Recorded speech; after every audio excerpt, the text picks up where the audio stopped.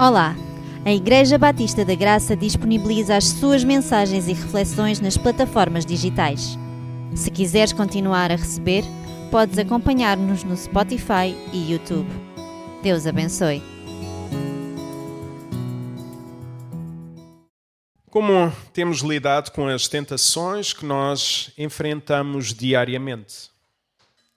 Será que temos vivido o cristianismo como um sistema de regras a obedecer, sem ainda termos experimentado a alegria e a paz que há em Deus? Parece que esta alegria e esta paz em Deus às vezes só é vivida por pessoas em países muito estranhos. Parece que nós aqui na Europa talvez ainda não entendamos o que significa alegria e paz em Deus. Que tipo de ligação nós temos com Cristo? E o que é que essa ligação faz com o nosso passado, o nosso presente e o nosso futuro? Então, o título da mensagem de hoje é Unidos a Cristo e vamos abrir as nossas Bíblias em Colossenses. Colossenses capítulo 3, versículo 1 até o versículo 4.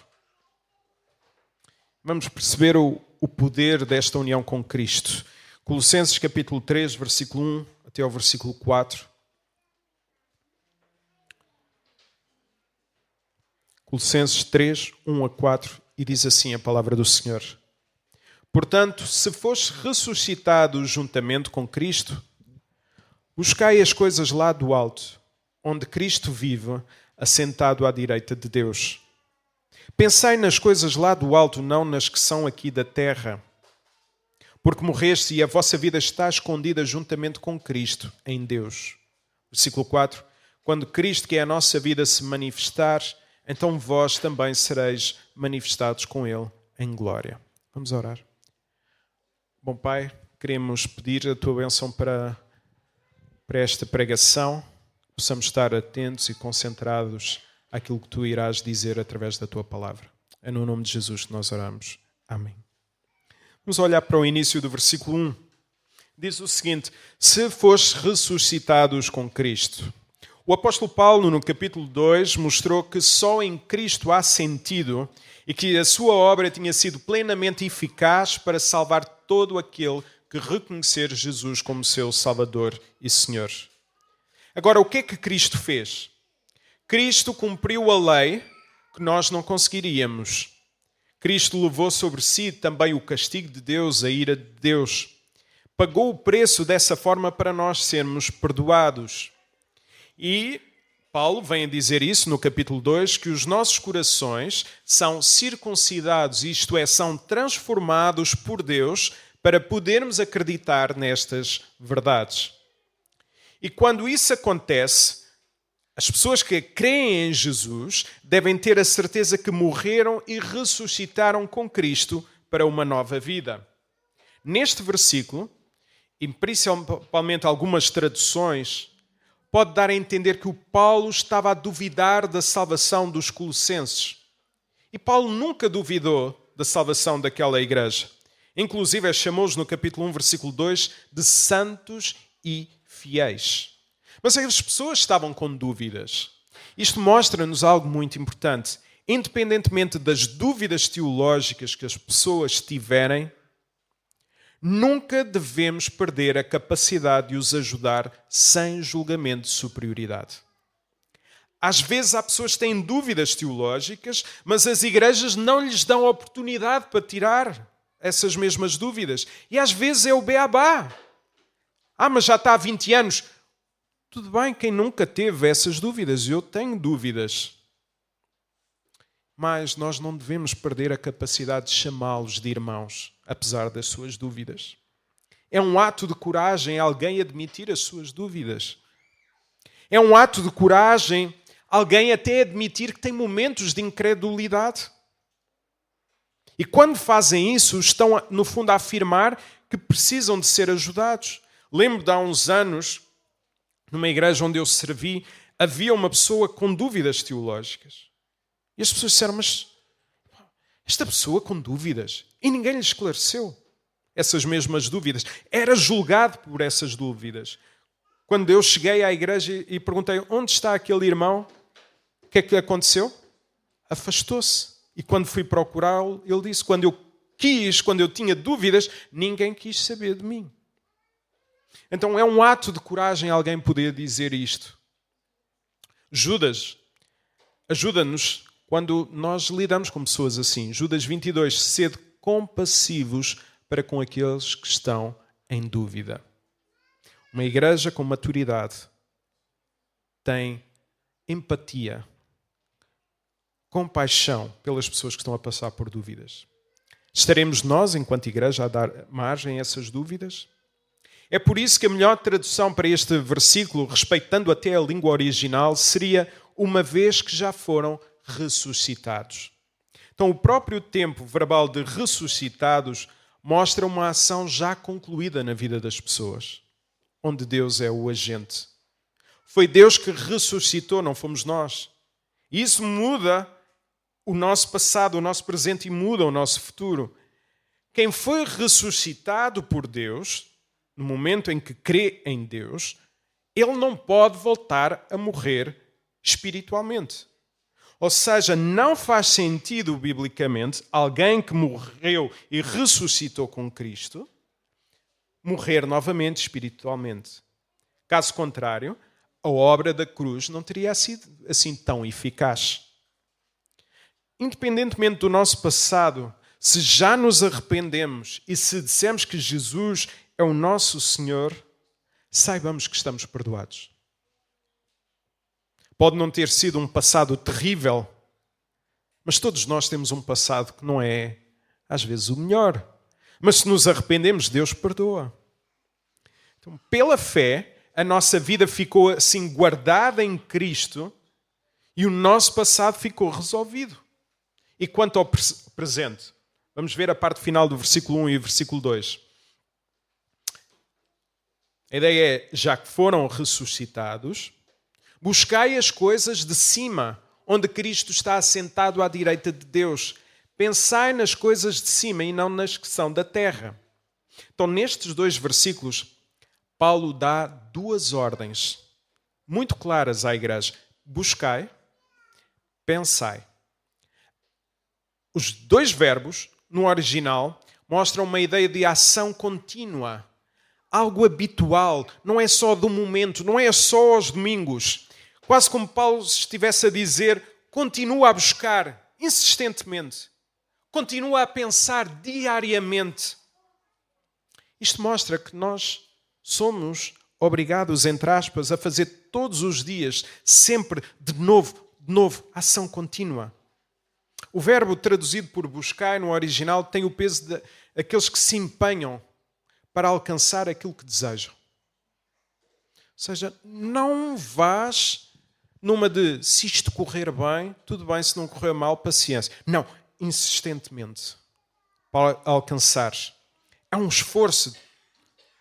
O verbo traduzido já por pensar no original é a ideia de intensidade. Significa ocupar a mente com alguma coisa. Fixar a nossa atenção. Deixar que o centro da nossa vida seja de Cristo. Poderemos pensar, o que é que isto significa na prática? É sobre o que pensamos quando não estamos a pensar nada em concreto. Se não estás a pensar em nada em concreto, para onde é que a tua mente te leva? É a mesma palavra que Paulo usa em Filipenses 2,5. Tendo vós o mesmo sentimento que houve também em Cristo Jesus. Romanos 8,5. Os que vivem segundo a carne ocupam-se das coisas da carne, os que vivem segundo o Espírito das coisas do Espírito. Reparem agora numa coisa. Estas 2 palavras tocam numa pessoa a nível inteiro. Isto é, buscar aponta para a vontade, para a ação. Pensar aponta para a mente, a disposição interior. No fundo, nós queremos e fazemos aquilo que nós desejamos. Daí nós devemos ser persistentes até conseguirmos virar a nossa atenção, o nosso pensamento para aquilo que Deus deseja para as nossas vidas. Buscar e pensar em Cristo é muito mais do que uma tarefa religiosa. Agora eu devo fazer isto, checklist. Não. É a mente olhar para todas as coisas, trabalho, família, dinheiro, descanso, sofrimento, seja o que for, sempre a partir de Cristo. Ou seja, quando eu estou a pensar no trabalho, quando eu estou até a pensar na forma como eu cuido da minha família, quando eu olho também para as finanças da minha casa, devo sempre olhar a partir de Cristo. Caso contrário, às vezes, podemos titubear. Então, o que é que nós pensamos quando não pensamos em nada? Que exercício é que nós podemos fazer? Pensem, quando estão parados num semáforo, e quando se vem aqui para a igreja, pelo menos quem vem de baixo, apanha muitos semáforos. A nossa mente foge para quê? Quando pegamos no telemóvel sem motivo nenhum, o que é que nós estamos à procura? A última notícia, a última novidade? Se alguém disse mal de mim, se alguém disse bem? Quando temos 5 minutos de pausa no trabalho, procuramos pelo quê? A resposta mostra-nos o que tem enchido a nossa mente. E onde é que o nosso coração tem posto o seu tesouro? Ninguém tem a cabeça vazia. É muito raro alguém conseguir estar num sítio sem pensar em nada. A pergunta de Paulo é outra. A nossa mente está, de facto, ocupada por aquilo que é realmente importante? O mesmo se aplica à vontade. O que estamos dispostos a sacrificar na nossa vida para conseguirmos alguma coisa? Onde estamos a gastar o nosso dinheiro? Que tipo de conteúdo nós estamos a ver quando ninguém nos está a ver? Paulo diz, continua a buscar, continua a pensar todos os dias, é trabalho de uma vida, continua. Às vezes até nas pequenas coisas, às vezes até nas músicas em que nós pomos a tocar no carro, às vezes os meus filhos perguntam que música é que tu ouves? Eu sou daqueles cristãos antigo, eu não sei nada contra quem ouve música que não é cristã, mas eu digo aos meus filhos, eu ouço música cristã porque ainda tenho muito mundo dentro de mim. Então eu quero cuidar da minha mente, porque a música em mim, não quer dizer noutras pessoas, em mim tem esse poder. Então, no que fazemos com a música, no podcast que nós decidimos ouvir, na mensagem que nós mandamos à pessoa a perguntar como está, no tempo em que nós reservamos para a Bíblia antes de abrir o Instagram. Nós, às vezes, eu de manhã, muitas vezes, vou às redes sociais ver as últimas notícias da política, do desporto, etc., sem sequer ter orado. Isto tem significado. Isto trabalha na nossa mente. Então precisamos viver a vida sem nunca tirar os olhos de Cristo. Obviamente, quando nós estamos em Cristo, nós podemos ouvir a música que nós quisermos. Não é por aí, não vamos entrar naqueles anos 80 e 90 que o cristão não pode. Não estou a dizer isto, estou a dizer que na minha forma de trabalhar a minha mente, eu tenho que ter cuidado com aquilo que eu ouço e com aquilo que eu vejo. Ao contrário do que os falsos profetas diziam, Cristo está ao lado e Ele é o único mediador entre Deus e os homens, e por isso é que nós devemos acreditar em Cristo.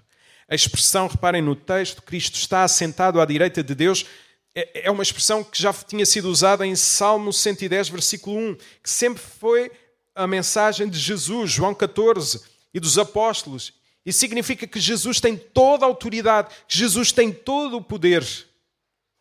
Cristo cuida de nós e por isso nós devemos ter a nossa mente em Cristo. Ele está próximo, Ele não está ausente. Por muito que possam pensar onde é que Deus está, quero-vos dizer isto de forma clara. Às vezes nós acreditamos que Deus criou todas as coisas e que agora está ausente. Não, Deus está presente. Deus é transcendente, está acima de todos e é imanente, ou seja, Ele envolve-se connosco. Por isso é que nós devemos buscar as coisas do alto pela certeza de quem Cristo é. Mateus 6, 33 e 34. Buscai primeiro o reino de Deus e a sua justiça, e tudo vos será dado. Portanto, não se preocupem com o dia da manhã, porque o dia da manhã já terá as suas preocupações. Basta a cada dia o seu mal.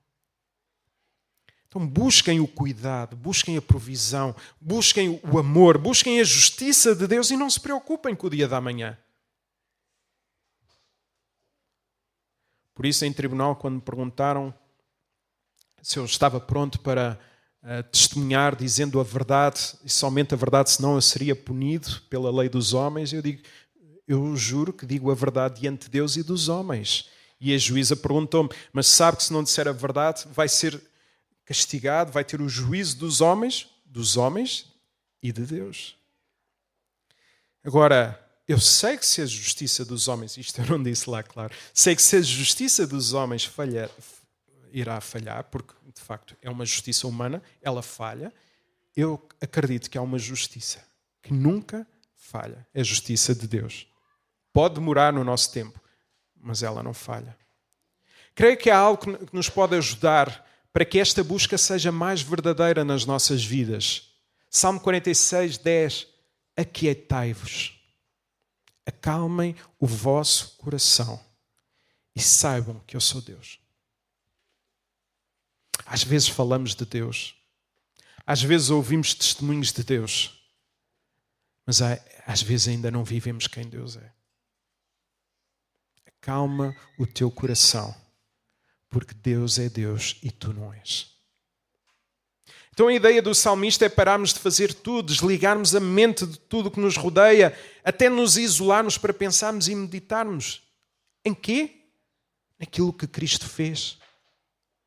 Por isso controlamos a nossa mente pensando naquilo que Cristo fez, na palavra de Deus, em falar de Deus, a ouvir o Espírito Santo. Sim, nós batistas acreditamos no Espírito Santo.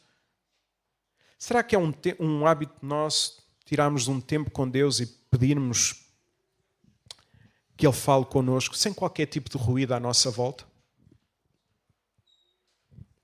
Ou isso já foi um hábito que caiu em desuso?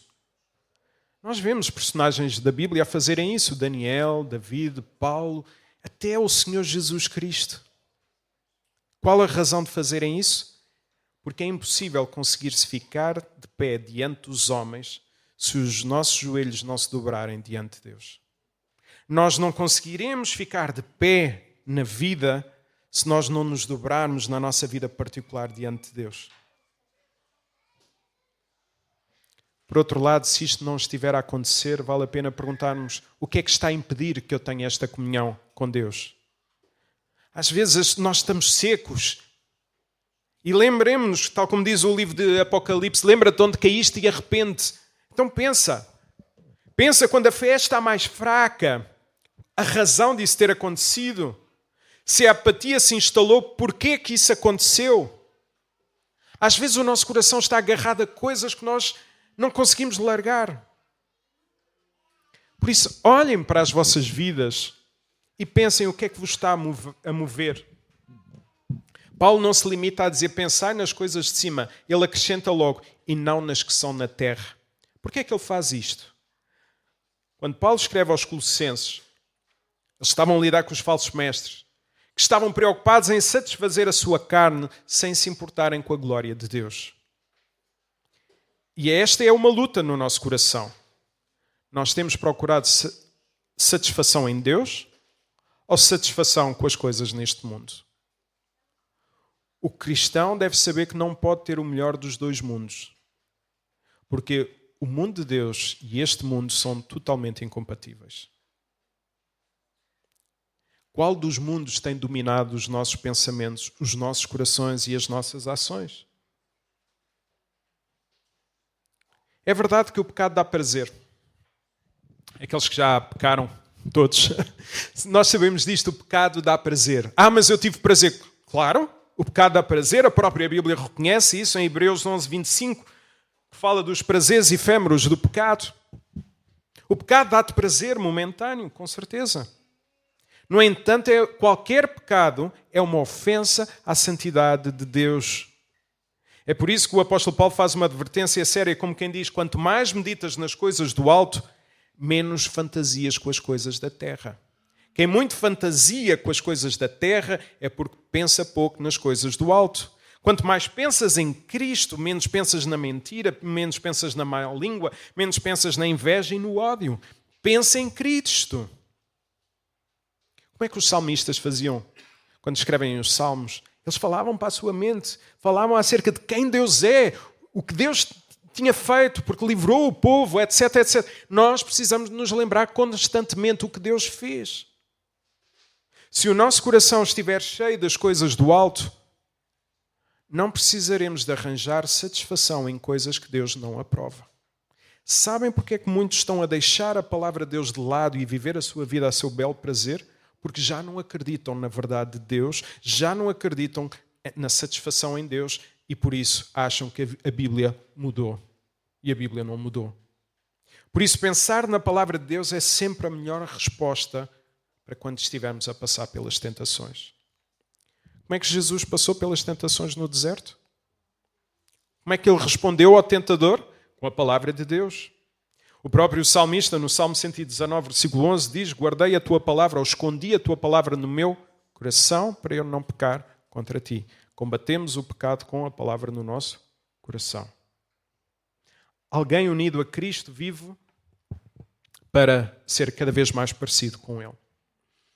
E é sobre esta segurança que Paulo nos vai falar a seguir. Versículo 3. Pois morrestes e a vossa vida está escondida com Cristo em Deus. Então, que cristão morreu para a sua velha natureza. E não se deve preocupar com o dia da manhã porque está escondido com Cristo em Deus. A preocupação com o dia da manhã não é algo que pertence a alguém que pertence a Cristo. A palavra grega aqui escondida mostra uma ideia que já está concluída e que permanece. Ou seja, a nossa vida foi escondida, continua escondida com Cristo em Deus. E o que é estar escondida? Às vezes nós lemos as palavras na Bíblia e não sabemos o seu significado. E vamos por aquilo que o português nos diz, mas às vezes não diz tudo. Então a palavra significa que ainda não se vê e, segundo, que está guardada. Estar escondido significa estar guardado. E por isso é que eu às vezes escrevo na minha Bíblia a ideia do original, porque é muito mais poderoso do que estar escondido. Parece que estamos a esconder com medo de alguma coisa. Não, estamos guardados em Cristo. E não há sítio mais seguro do que estar guardado em Deus. É por isso que quando Cristo se manifestar, já iremos ver, versículo 4, nós também seremos manifestados com Ele em glória. Paulo tinha a noção do que isto significava, porque ele passou momentos duros na sua vida. Reparemos como a sua vivência mudou quando percebeu que era estar escondido ou guardado em Cristo. Gálatas 2:20, já estou crucificado com Cristo e vivo não mais eu. A minha vida presente vivo-a por meio da fé no Filho de Deus que me amou e deu a sua vida por mim. O Senhor Jesus também foi muito claro acerca desta segurança do cristão. Eu dou-lhes a vida eterna. Jamais perecerão e ninguém as arrebatará da minha mão. Aquilo que o meu Pai me deu é maior do que tudo. E da mão do Pai ninguém pode arrebatar. João 10, 28 e 29. Quando tivermos dúvidas da salvação, quando nos disserem que a salvação se pode perder, João 10, 28 a 29, nós estamos guardados. Ninguém nos pode tirar da mão do Pai. Dizia-me uma vez alguém, então e se eu quiser saltar? Ai, quantas vezes nós já não quisemos saltar? Mas Deus, afinal, estava a assegurar-nos. Porque aquele que perseverar até ao fim será salvo. Às vezes nós queremos saltar fora, mas Jesus segura-nos. Poderão pensar, Jonatas, eu já não tenho a certeza da minha escolha, porque já não tenho a certeza se sou salvo. A minha vida está uma grande confusão. Já nem sei se Deus me ama. Se é o caso, quero dizer-te o seguinte, Efésios 1:4. Pois antes do mundo existir, Deus escolheu-nos para, juntamente com Cristo, sermos santos e irrepreensíveis e vivermos diante dele em amor. Não foste salvo pelo que fizeste. Não permaneces salvo por aquilo que fazes. Se acreditas em Cristo, estás guardado em Cristo e seguro por aquilo que Cristo fez. Lembra-te, Deus escolheu-te antes da fundação do mundo. Muito antes daquilo que tu poderias ter fazer ou pensar. Como é que Deus agora te irá deixar? A tua vida está segura nas mãos do poderoso Deus. E o próprio Paulo, noutra carta, diz o mesmo de outra forma marcante e quase todos nós devemos saber estas palavras, Romanos 8, 31, 38 e 39. Se Deus está por nós, Quem será contra nós? Eu estou certo que nem a morte, nem a vida, nem os anjos, nem os principados, nem o presente, nem o futuro, nem os poderes, nem a altura, nem a profundidade, nem qualquer outra criatura nos poderão separar do amor de Deus que está em Jesus, nosso Senhor. Nada, ninguém. Esta é a segurança de quem está escondido, guardado em Cristo. Por isso, se vives a tua vida sem motivação, antes de procurares formas de encontrares motivação para a tua vida, antes de entrares em coisas que têm a sua importância, mas neste caso, para nós não tem importância nenhuma, porque toda a nossa motivação para o dia da manhã deve se encontrar por estarmos em Cristo. Isto não vai lá com lições de psicologia, de coaching, seja do que for. Vai lá com Cristo. Estamos guardados em Cristo. Essa é a nossa motivação. Versículo 4. Quando Cristo, que é a nossa vida, se manifestar, também vos manifestareis com Ele em glória. Então Paulo é muito claro. Cristo é a nossa vida. Só em Cristo há realização mais profunda. Todos nós já experimentámos ter satisfação em tantas outras coisas. Desejo ter um telemóvel, compramos o telemóvel e depois percebemos rapidamente, afinal eu estou igual. Afinal esta alegria é temporária. Claro, nós não fomos feitos para essas coisas. E nós cristãos temos maneiras de falar que mesmo sem darmos por isso, vão contra a verdade que diz Cristo é a nossa vida. Por exemplo, quando dizemos aquela pessoa, o Rui Danilo, nasceu para ser diácono. Nós estamos a fazer do dom dele a sua própria identidade. Como se a pessoa fosse aquilo que ele faz. O Rafa nasceu para isto. Ou então quando dizemos, só me vejo a fazer isto na minha vida porque isto é a minha vida. Só me vejo a ser pastor porque ser pastor é a minha vida. Está errado. Ainda que ser pastor seja uma coisa maravilhosa. Estou a fazer da minha ocupação a minha vida. E muitas vezes o meu problema na minha mente é o meu ministério definir ou tentar definir quem eu sou. Eu sou o filho de Deus. Essa é a minha identidade. O ministério é o que eu faço, não é a minha identidade. Ou então quando nós dizemos, se me tirarem isto, tiram-me tudo. Confessamos assim que há algo neste mundo cuja perda nos destrói. E se nos tirarem isto, a minha vida deixa de fazer sentido. Quando a nossa vida é sobre Cristo, Ele é o nosso valor. Estas atitudes mostram assim idolatria no nosso coração. E apenas se nos pudessem retirar Cristo, algo que é impossível, como vimos, é que nos tirariam tudo. Nós estamos escondidos em Cristo. Então, num dos momentos duros da minha caminhada, escrevi a mim mesmo o seguinte. Eu gosto de ter um caderno e vou escrevendo coisas. Às vezes fica um ano ou dois sem escrever e depois vou lá lembrar nos momentos escuros para recordar o que é que eu pensei, o que é que Deus trabalhou em mim quando passei pela escuridão. Então, uma das frases dizia o seguinte: a resposta que estás a precisar de ouvir é que tu não és a resposta. Cristo é. Uma das coisas que eu mais precisei de ouvir foi uma música do Eduardo Mano, onde ele diz, Deus é Deus e eu não sou. Uma expressão que toda a gente sabe. Ninguém vai dizer, eu sou o Deus. Mas nós somos muitas vezes o Deus da nossa vida. E foi precisamente isto que Paulo também descobriu antes de mim. Que diz que Cristo não é uma parte da nossa vida ao lado das outras. Cristo é a nossa vida toda. É Cristo, é a família, é a igreja. Não, é Cristo. Neste versículo, Paulo vai ainda mais longe e diz que nós estamos em Cristo e iremos parecer com Ele em glória. 1 João 3,2, queridos amigos, agora somos filhos de Deus, mas aquilo que havemos de ser ainda não é totalmente claro. O que sabemos é que quando Jesus aparecer, havemos de ser semelhantes a Ele porque havemos de o ver tal como Ele é. Como Jó dizia, um dia eu hei de o ver sem estranhar. Esta esperança ninguém nos pode tirar. Quando nos perguntarem qual a razão da esperança que há em nós, às vezes nós dizemos ver uma filha a chegar aos 18 anos. Sexta-feira, se Deus quiser, já vou ver isso acontecer. Ou quando tiver este trabalho, ou quando tiver este carro. Não, qual é a tua esperança? Cristo vai voltar. As nossas palavras têm que estar carregadas de Cristo, porque ainda há muito mundo em nós. Eu desejo que cada um de nós se lembre, ao longo da sua vida e nos momentos mais duros, que nós estamos guardados em Cristo. Foi guardada no dia em que Deus te ressuscitou com Ele. Continua guardada mesmo quando não sentes.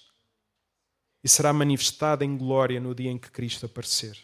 Passado, presente e futuro. Os 3 tempos da nossa vida estão em Cristo. Não é em vão que o salmista diz: os meus tempos estão nas tuas mãos. Se a tua vida agora está guardada em Cristo, então Deus não é o teu analgésico. Deus não é o teu curandeiro. Deus não é o método para tu te sentires melhor. Deus é o lugar onde tu estás guardado. Por isso as nossas igrejas, às vezes dizem, as igrejas são hospitais. Não são. Porquê? Eu estou com uma doença, vou ao hospital, eu sou curado, vou curado e vou embora. Não quero saber mais do hospital. A igreja é um lugar de redenção e não apenas de cura. Porque pessoas redimidas por Cristo querem se entregar àquele que as redimiu. Então a igreja não é um hospital, é um lugar de redenção. Se fosse de cura, teríamos assim os problemas resolvidos e esqueceríamos de Deus. Faz-me lembrar de um jovem que na Igreja Batista das Antas tinha muitos problemas pessoais. Começou logo a entrar, o que é que a igreja pensa sobre isto, sobre sexo, sobre relacionamento. E eu disse, calma, Sérgio. Quero-te falar primeiro acerca da graça de Deus. Quero-te falar primeiro acerca de Jesus. Ele foi ouvindo o Evangelho. Percebemos depois, mais tarde, que ele tinha problemas com a sua mãe. E através do Evangelho ele perdoou a sua mãe. E eu achei, uau, este moço converteu-se. Um dia ele chega ao pé de mim e disse, pastor, já fui curado do meu maior problema, do meu relacionamento com a mãe. Por isso venho-lhe agradecer e vou-me embora. Viu a igreja como um lugar de cura, não de redenção. Na redenção pode haver cura, mas ninguém parte e vai embora. Se a tua vida então está guardada com Cristo em Deus, então a sua palavra é a única regra de fé e de prática. Foi por isso que hoje trouxe tantos textos bíblicos para provar através da Bíblia aquilo que nós devemos pensar. Se a tua vida está guardada em Cristo, então quando a tentação chegar, não procures os 5 passos para vencer a tentação, ou o que dizem as regras do cristianismo. Experimenta antes pensar em Cristo e no que Ele fez por ti. E vive a tua vida como um ato de adoração a Deus, movido por gratidão. Ainda na quinta estávamos a falar sobre isso na oração. A ideia da oração, no orar sem cessar, é um bocado esta. Assim que acordamos, começamos a orar e terminamos o dia com o Amém. Às vezes uma pessoa disse-me assim, Jonatas, orar à noite, eu às vezes adormeço na oração. Quando nós somos novos, nós também gostamos de adormecer nos braços do Pai. Por isso a oração, mesmo que acordes e digas de manhã amém, não há problema nenhum. Significa que adormeceste com o Pai. Às vezes quando tenho insónias, eu oro. E o sono vem. Não deixes que os teus sentimentos validem ou excluam aquilo que Deus tem para ti. Vive para a glória de Deus, porque dele, por meio dele e para Ele são todas as coisas. Glória, pois, a Ele eternamente. Romanos 11:36. A tua vida está guardada em Cristo. Por favor, lembra-te disto nesta semana. Que Deus te abençoe.